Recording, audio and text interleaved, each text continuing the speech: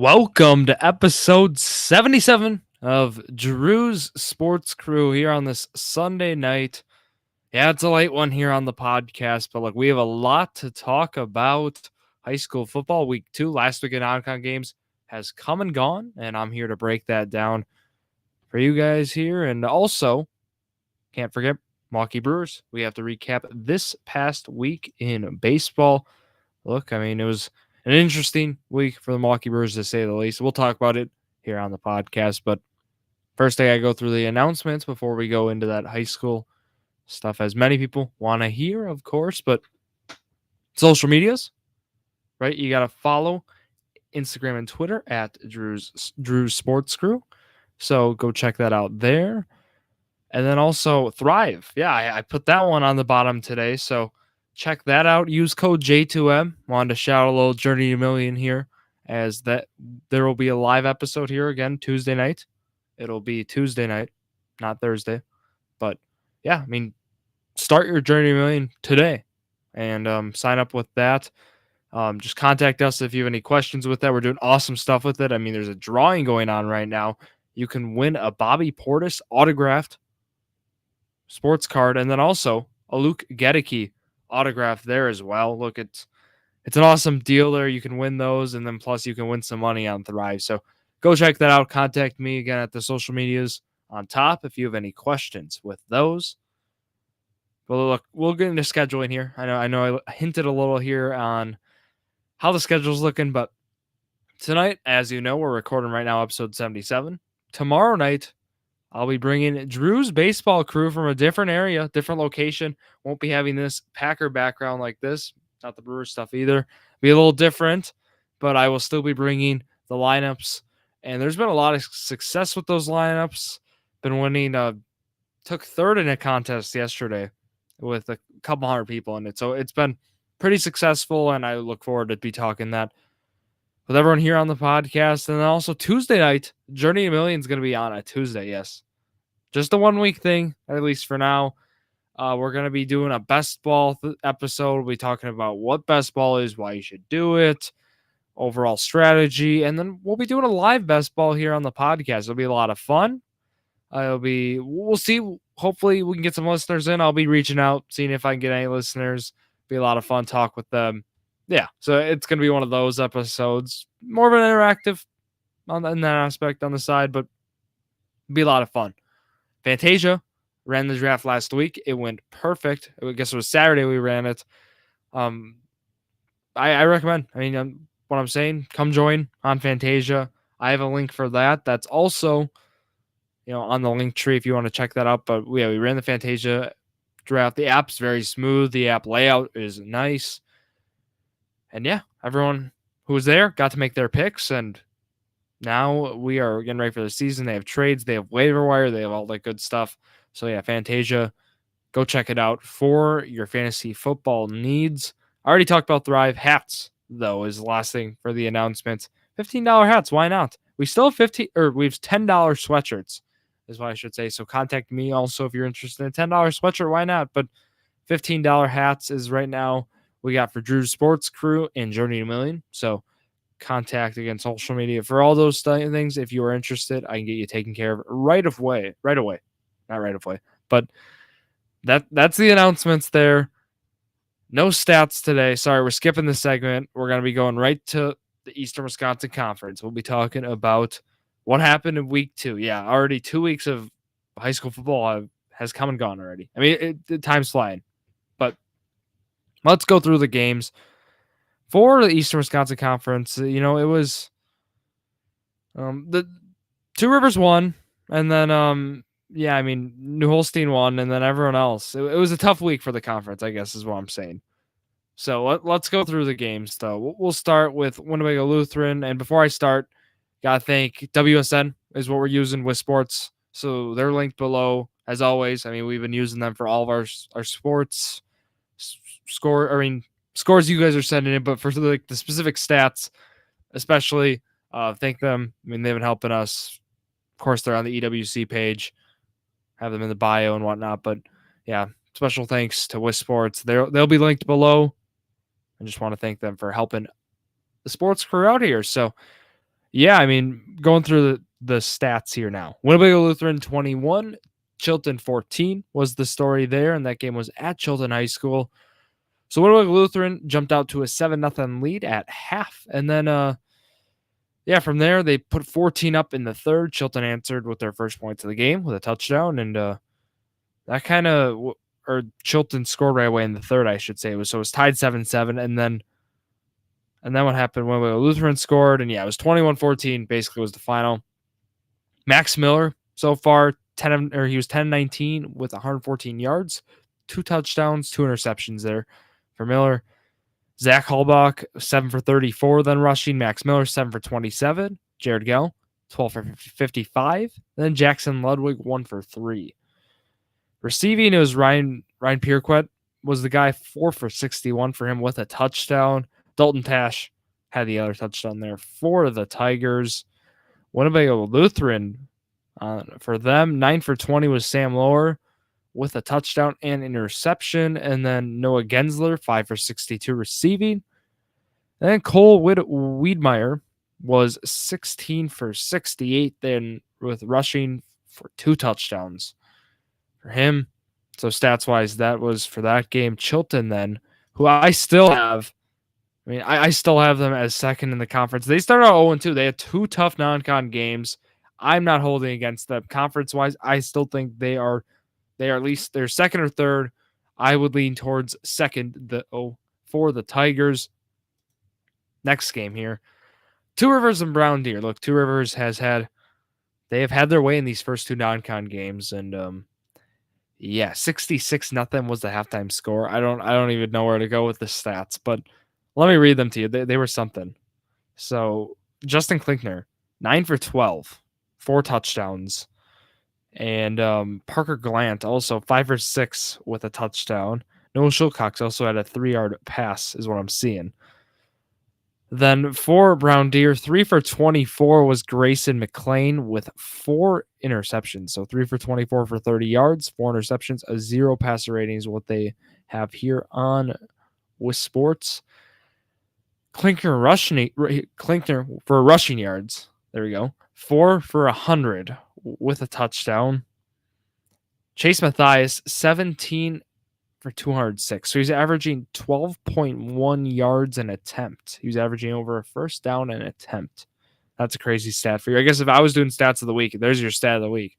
But anyways, other ones, right? I mean, we heard those passing numbers. So there had to be some guys with receiving. Yeah, it was everyone. Chase Kellner, 4 for 47. DeAndre McPherson, 3 for 14. Austin Phillips, 1 for 34. Damian Gretz, 3 for 52. Elijah Mott, 2 for 36. Xander Pop, then 2 for 43. Wow. So very balanced receiving attack there for the Raiders. And their defense was great as well. Oren Gauger had 4 interceptions. He had all 4. That's crazy. I mean, anyways, I wonder where he is in the state lead for interceptions. You can also check out state leaders and stuff on West Sports. So again, they are linked there. But forced fumble then for Damian Gretz as well. Excellent defensive effort there for Two Rivers. So yeah, they go 2-0. I mean, they've steamrolled again through their first 2 opponents, and many people who are high in Two Rivers stay high, and rightfully so. I mean, this Raiders team they are the real deal for sure. 39 was the score, then 34 for Sheboygan Falls Kiel. So Sheboygan Falls 39, Kiel 34. Say it again. And so Kiel then goes to 0-2 as well. And Sheboygan Falls, who of course is an Eastern Wisconsin Conference foe in other sports, but not football with the realignment. So they get the job done here. The story was Dane Nikolai. I mean, this is a guy we talk about, right? Basketball, baseball, whatever. You know, he came through, I guess, in this game here. 15 of 26, 5 touchdowns, 1 interception. So Nikolai had himself a day here. Got the job done. Also rushing 10 for 35 with a touchdown. Caleb Plyer was the other guy at 24. So excellent stuff then. And then Emmett Crowder was, as you heard his name a lot here. If you were here for spring sports, you heard his name for track, I should say. 4 for 143 with 2 touchdowns. You heard his name in the 100-meter dash or 40-yard dash, I should say. Or sorry, 100-meter dash. I'm thinking football. Too many sports. Too many sports are going on. 100-meter dash. You heard his name a lot, and 4 for 143 again, 2 touchdowns. Seth Rhodey, you also heard his name, 3 for 103 with a touchdown, and then Reed Federer, 3 for 137. So you definitely know they were running fly routes for sure. I'll tell you that. Otherwise, yeah, I mean, for Kiel, we should go to Connor Faust, 20 for 26, 3 touchdowns there for him. And then also Faust on the rushing, 15 of 22 with a touchdown. Receiving wise, Braden April, 6 for 56. Grant Munns, 3 for 47 then. So yeah, Kiel unfortunately does not win here. They scored every quarter. They go 7, 15, 6, and 6. That gets them to 34, but 26 points up by Falls in the first half is just too much to handle them. 13 in the second half for them. Next game here, Utzberg, KLC. So Utzberg gets the job done here, 37-16. KLC goes to 0-2. And yeah, Utzberg, they're a great team. I mean, there's no denying that. Joey Brugnick was their rushing leader, 17 for 328, 19.3 yard average. So you know what they were doing? They were on the ball the whole game. They only threw the ball 12 times, and in KLC fashion, they threw the ball 30 plus times. They threw it exactly 30 here. It was Max Breitenbach was the guy, 14 of 30, 2 touchdowns, 3 interceptions for him. And then his receivers, he had Noah Heinen, who's the guy we've been talking about here, Luke Hildebrandt as well, Jalen Paul. But with Heinen, 8 for 90 with a touchdown for him. And then, yeah, Hildebrandt had the other touchdown there. But, yeah, I mean, it's a tough game. It was a tough game for KLC. Tough non-con games. First 2, very tough. And a conference, it's going to be a gauntlet there, as we always say here in the EWC. Next game, Oconto Roncalli. No stats, unfortunately. However, we know this Roncalli game was close. I believe I saw it was like 8-7 or something. I thought in like the second half even. But and the final I got is 31-8. So not sure what was going on there. No stats, like I said, unfortunately. But we'll move on. We'll talk more in the standings and stats updates, of course. New Holstein 33, Random Lake 7. New Holstein gets their first win of the year. And Random Lake puts up their lone touchdown in the fourth quarter. But, yeah, it was 26-0. New Holstein, end of 3. And they look great. I mean, they got themselves in the win column. They did what New Holstein does, I should say. They run the ball a lot. Mason Butin, 15 for 132. Luke Graff, 7 for 86. Bryce Handel, 14 of 63 with 2 touchdowns there for him. And then Mason Schmitz had a receiving touchdown. Butin and Graff had the other touchdowns there for the Huskies. Otherwise, I don't have any interceptions, sacks, or forced fumbles to report there for them, but nice win there for the Huskies. Howards Grove and Valders then squared off here. They had a non-con game last year. Howards Grove won that, and they did it again. I mean, they won it here 21-7. Valders scores their lone touchdown in the fourth quarter. So, yeah, Howards Grove was up 7-0 first half, and then 21-0. They were up at end of 3, and like I said, Valders gets that lone touchdown. It was a passing touchdown from Schneider to Cole Hovey there, a 28-yard gain there. And then otherwise, Howards Grove, you guessed it, Tyler Rittenhouse was the guy, 28 of 127 with 2 touchdowns. Trent Grunwald as well, 12 for 21, 216 yards, 1 touchdown for Grunwald. Yeah, they had themselves a day. 2 sacks there as well for Bryant Dortman for Howards Grove. And I unfortunately do not have any stats for Valders. No data available is what I'm seeing. So I can't give you the Valders numbers, but we do know Schneider to Hovey was a passing touchdown there. And then extra point was made by Elias Sparks there. So Elias Sparks gets that extra point, and then Trey Schneider passing touchdown. Cole Hovey receiving touchdown is what we got.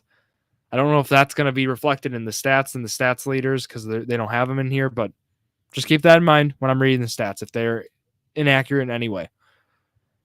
Clintonville, 34, Brilliant 14 is the final game we will be talking about here. So the Brilliant Lions were actually up here 6-0, end of 1. And then Clintonville did what they do best. I mean, they passed the ball. They passed the ball a lot. They're going to pass in volume 21 times, 13 of 21, 4 touchdowns there for Cade Rosnow. And yeah, I mean, 7 for 116 was Jordan Wagner. Samuel Wagner then was 3 for 10 with 2 touchdowns. So the Wagners had 4 touchdowns combined there. And that was all they needed. 10 for 53 was Zach Spalding rushing with a touchdown. And yeah, for the Brilliant Lions, Joe Shimmick, 3 for 5, 1 touchdown, 1 interception there for him. And Brilliant had the balanced rushing attack. Jane Bastion, 19 of 83. Bennett Olson, 13 of 65. Bryce Gantz, 3 of 15. Chase Thibodeau, 13 of 53. And Bennett Olson had a 30-yard reception. Bastion had 4-yard reception. Damon Schmidt then had the touchdown there for Brilliant Lions. No defensive stats for either squad there, so I cannot report those. But let's go then to the standings and stats report. Let's go through the standings here first. So we have, I'm going to go in order it is on here, alphabetical order. Brilliant 0-2, Chilton 0-2, Kiel 0-2, KLC 0-2, New Holstein 1-1, Roncalli 1-1, Two Rivers 2-0, and then Valor's 1-1. So that's how non-con wrapped up here. And your stats leaders for the first 2 games. For passing yards, you guessed it, Justin Klinkner, 514. Connor Faust then second with 312.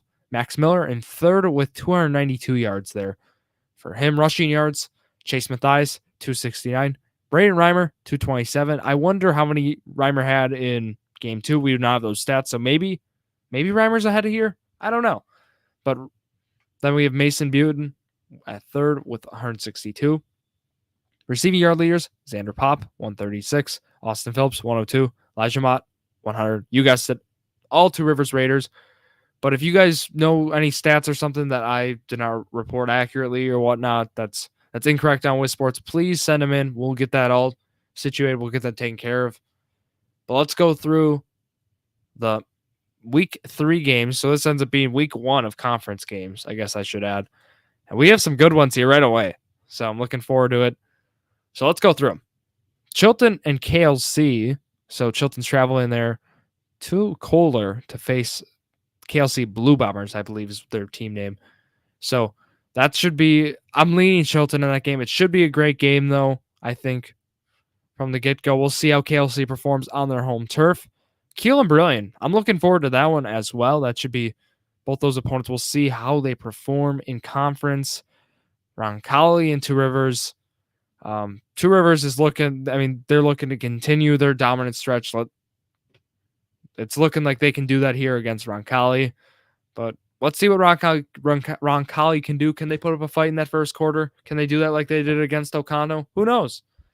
Valders and New Holstein, that should be a great game as well. That's probably the game of the week right now. I'm really looking forward to seeing that one. I think, with that one, both those squads, I think, will be middle of the pack. Interesting, or it's going to be intriguing matchup. I want to see how Valors can perform against this team like New Holstein. It's going to run the ball a lot. I mean, look what Howard's Grove did. They ran the ball a lot. Let's see how Valors can perform. That's going to be my game of the week. And second, those Kiel Brilliant. Third, Chilton KLC. And then fourth is going to be Roncalli Two Rivers for my games. My games of interest. So how I'm doing that is, if I was able to go to any of the games, which ones would I go to? That's how I'd roll it this week. However, but the next, we'll get into matchups then next week for week 4, week 2 of conference. But that's your EWC report. So let's now transition here a little. We're going to go to Major League Baseball. I know it's a weird transition. It's a hard transition to do, but we're going to do it. So looking at it from the Milwaukee Brewers, it was a week where I had them going. I had 4-2. I was like, come on, you got the Cubs at home. Should be able to sweep it based on kind of how the team's looking right now. You get 2 out of 3. Okay. But before you had a 3-game series against the best team in baseball right now. And you win 1, you lose the next 2 by a lot. You give up 22 combined runs. Corbin Burns has his worst start of the year, arguably. So tough way to go out there in that series. But yeah, Cubs series was nice. I was at the Sunday game there on the 28th. Great win there, 97 win. Should have been 9-4, 9-5 win. Whatever. Not mad, but just the bullpen had some issues, but whatever. Christian Yelich, he's hitting the ball the hardest he has been hitting it in years, which I know is his max exit velo and his average exit velo have still been in the 90th right percentile. It's been where you want it, but especially these past 2 days. I mean, every ball's been 95 miles per hour plus. 4-hit game on Saturday, 3-hit game on Sunday, 2 home runs this weekend. Put together awesome at bats against left-handed pitching. Went left center on his home run on Sunday. It looked like 2019 Yelich, 2018 Yelich, I'd say even. Just watching it, you definitely have to agree with me on that. Brandon Woodruff, the big woo, looked awesome on Saturday as well. Got to highlight that. But otherwise, we'll kind of move towards this week. I believe it's week 21 is what I have it down as on the record predictions. That's like based on the ones I've done. I'm pretty sure that's accurate. But yeah, we got 7 games on that slate. You get 3 games against the Pirates. They should be gimme games, but they just haven't been. They got swept against them last time in Pittsburgh. It was frustrating. I'm sure many of you remember. 3 games there. 4 games then at Arizona against the Diamondbacks. Against Corbin Carroll, yes, he got called up there for Arizona. They got 4 games out there. 840, 840, 710, 310 are those 4 games there. Sorry, I did not read the Pirate games. 710, 710, and 110 there, Monday through Wednesday at American Family Field. Season seat holder appreciation day on that Monday night. And then also Kids and Seniors Day on that Wednesday 110 game. Nothing going on at Tuesday. So those are your promos, so keep those in mind. 7 games. 5-2 is the record I'm predicting. Yes, you might be like, wow, you are predicting the Brewers to win again. Shocker. But look, I mean, they got to win. I mean, they got to win some games. I know every team can say they got to win some games, but the Milwaukee Brewers, I think the offense is doing things right now that we haven't seen them do. These last 4 games, they put up 6 runs, 3 runs, 7 runs, 9 runs. That's something we haven't seen. I mean, we haven't seen that consistency to put up that many runs in the month of August at all. And that's where I think they certainly, if they keep hitting home runs, they keep getting on base. Walking was something. Rowdy Tellez walked 3 times on Sunday. Look, the walking and just putting the ball in play, basically, I think is going to really help this Milwaukee Brewers squad. If they can do that, these 7 games, 5-2 is a great record, and that's kind of where I'm predicting them to end up. So that's where I'd go with that. Standings report, though, I wanted to read before we wrap up here. Yeah, I want to keep this episode a little brief here on this Sunday night, just going through the updates and whatnot, the usual, I should say. So going through the standings updates in the NL Central, we have the St. Louis Cardinals right with a 73-54 record. Currently playing, they were on Sunday night. Not sure. Well, it depends, of course, if they win or not. But if they win, it looks like it'll be 6 games. If they lose, it'll be 5 games, is what I'm seeing there. But otherwise, yeah, the Cardinals, they're running away with it right now. It's a little scary right now. Their chance of making playoffs right now, with ESPN's percentage model says 96.6. Milwaukee Brewers are at 47.8. It's unfortunate, but they're at 67-59 is the Brewers right now, 5.5 back. Chicago Cubs, they're 55-73, 18.5 back. Cincinnati Reds, 50-76, 22.5 back. And the Pittsburgh Pirates, 48-79, 25 back. Therefore, the Pirates. That is your NL Central playoff, or not playoff. Oh, no, not playoff, but your NL Central division report. Wild card, let's go to that. We'll tell you where the Brewers are in this. 79-49 are the Atlanta Braves. They're the top spot, up 9.5. They're over the last spot there, the Padres. Phillies, 72-56. They are 2.5 up over the Padres. And the Padres are the last spot. 70-59 are they, and they are the 3rd and final spot. So they would be the 6th seed right now. Playing there, I believe it'd be the Cardinals right now. It'd be Cardinals, Padres.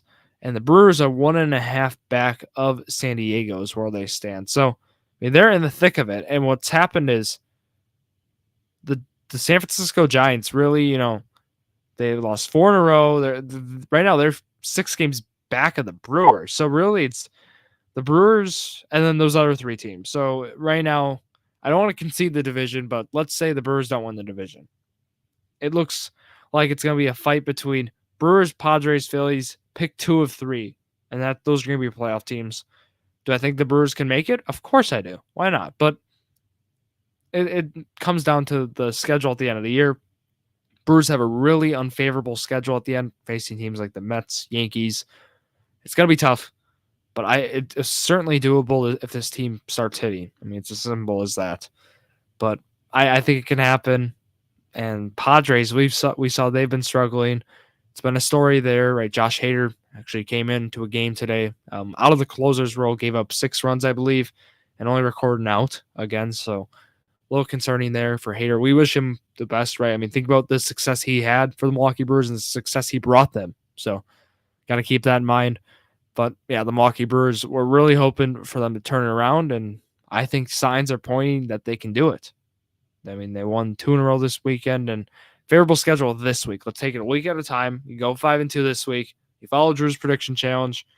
I think my prediction challenge will get you into the playoffs, is how I'd say it. But that's my Brewer talk here. Again, keeping that brief, but got to go through some other announcements before we wrap up. I mean, talked about scheduling, talked about that other stuff. I have a fantasy Dynasty basketball league. So Dynasty fantasy basketball is how I should word it.